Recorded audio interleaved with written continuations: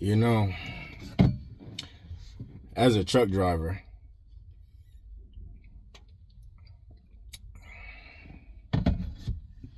there's some safety concerns that I would like to talk about and address for a minute. One being the hours of service.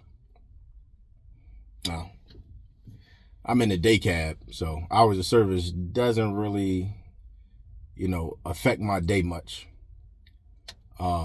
But the hours of service that are used for over-the-road drivers and regional drivers can really put a dampener on their day and cause for some very unsafe driving conditions. Via the whole 10-hour break that you need to take, the 10-hour consecutive, or you could break it down. But in order to get that full reset, you need that 10-hour break.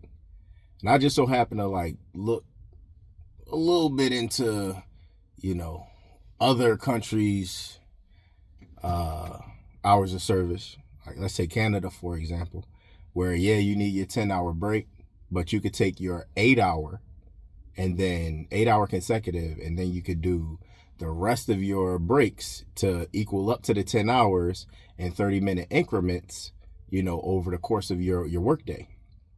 Which I'm like, that's crazy. That's crazy, because those 30-minute breaks can serve as restroom breaks. Those 30-minute breaks can serve as meal breaks.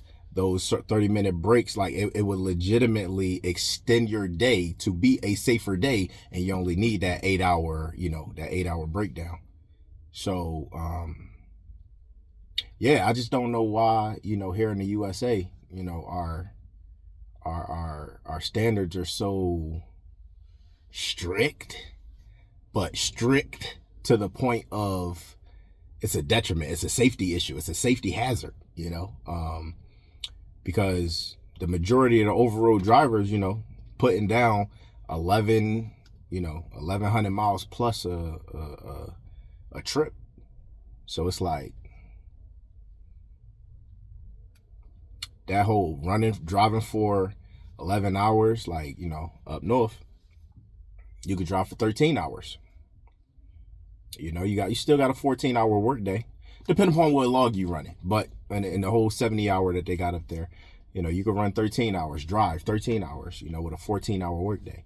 And it's like, that makes sense. That makes sense, especially when you take your 30-minute breaks or whatnot, if needed. A lot of times, you be out here holding the steering wheel driving. You don't be needing that, you don't need to stop all the time. Maybe later on in a week, but your first couple of days out there, you ready to run. And that'd be the crazy part about it. Because we pretty much have a generalized ELD system. We have a generalized standard. And that standard, we don't run generally. You know what I mean? That standard, like I said, works for day cab drivers. People home every day. It works. Because you're only going to be out working, but so much. You got your 11-hour drive time. You only working but so much. You still getting back home because you still need that drive time to get back home and all that good stuff. But when you are over the road, and then you got appointment times, it's a whole lot of loss of revenue when you put that much of a stringe. We out here to make money. We out here to make as much money as we possibly can in a safe way and get back home to our families as soon as we can. Because the majority of us truck drivers got families, So, yeah, it's just crazy. I just, the whole hours of service, they're supposed to be revamping it and making it safer. But like I said, it's like, how safe can you really be if,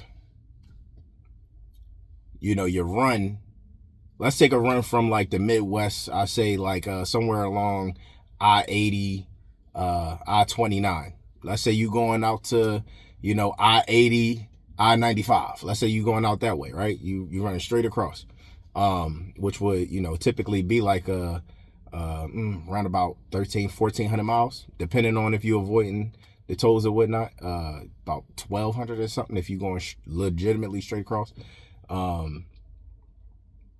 But that typically takes 2 clocks If you're doing the 11 hour, that takes 2 clocks and a piece. Where if you had a 13 hour and took your reasonable breaks, it only take you 2 clocks. And then when you take your breaks and you add those breaks up, you could do those breaks on those, because if you drive van, because the freight, you can't generalize it. And they already know you can't generalize it. I know they know you can't generalize it.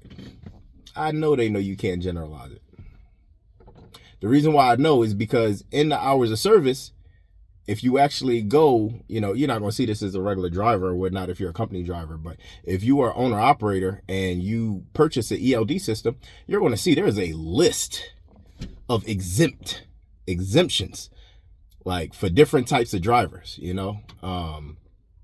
but for the general freight, like I said, we got the most dangerous ELD setup out here. And I kind of want to say we got the most drivers in the general freight, with the dry vans, the reefers, hauling regular freight, even the flatbeds hauling regular freight. That's the majority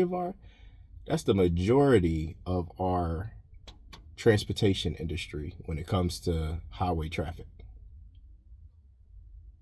And that's crazy to me that you make that the most dangerous, where that has the most people. That's insane. But all I'm saying is they need to revamp it. They need to, it would be nice to have, do something, at least give it a try. What's it going to hurt? We got so many people, because, all right, take this for example. You got an over-the-road driver. You got a local driver. I don't know how my algorithm is set up. I don't know how your algorithm is set up, but all of the accidents that I see when it comes to over-the-road drivers, you could separate the foreign drivers and everything. I'm talking about like just the over-the-road drivers in general. Happens to be fatigue, right? Because the over-the-road driver, you're constantly switching. You're constantly switching your days up. Your days are not always in the daytime, not always at nighttime. You're constantly switching up. Which that 30-minute break, if you had the 2 hours of a 30-minute break blocks in order to break down, you would have the time to pull over and actually take a break and get some sleep, if need be, if that turned into a 2-hour nap, because most of the time after you slept, you're not going to sit up there and sleep for 6 hours, 8 hours, and then turn around and sleep for another 6 hours, 8 hours, 2 hours later. It's just not going to happen. So it really messes your day up. So that 30-minute block would definitely, I personally believe, help a driver out. So if it was an 8-hour consecutive off duty, followed by, throughout the day, if you didn't complete that 10 throughout, with the 30-minute blocks, I think that's pretty, I think it's worth a shot. I think we should try it. That's just me personally. That's me personally. And I want to see if that would actually start, lessening the accidents and everything happening out here. Because with the mandatories that we got, I know we got the splits and everything, but when you look at it, no matter how you have it broken down, you're making us lose time on the ELDs. You're making us lose time. No matter how you break it down with the splits, you're not going to get that time back. But if you do the 8 hours, you should be able to get your time fully back. That's why drivers are risking it. That's why we're losing too much time. Time is money out here. And like I said, we trying to get back home to our families.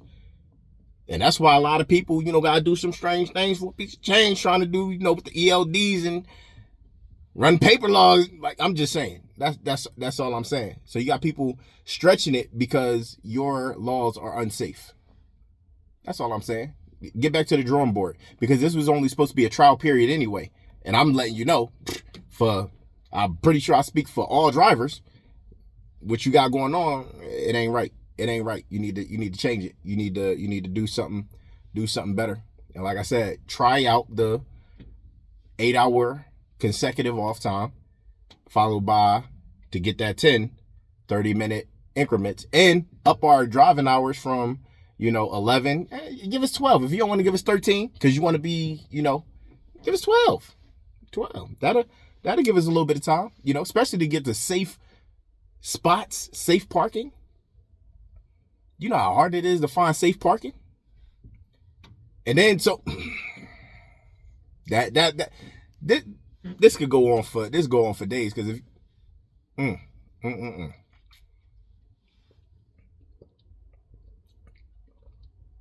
we're gonna say that for another day because I'm about to get completely off topic, on topic but completely off topic. We're gonna say that for another day.